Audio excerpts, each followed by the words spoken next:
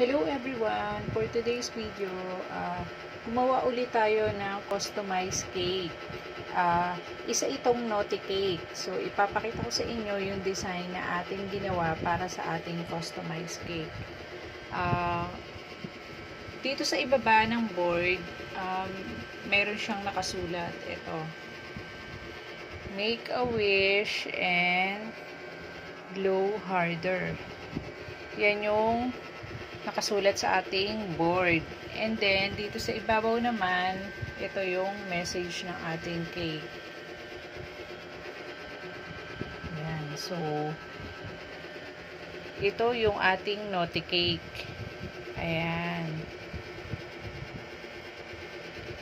Ito yung toppers na ginawa natin para sa bridal shower.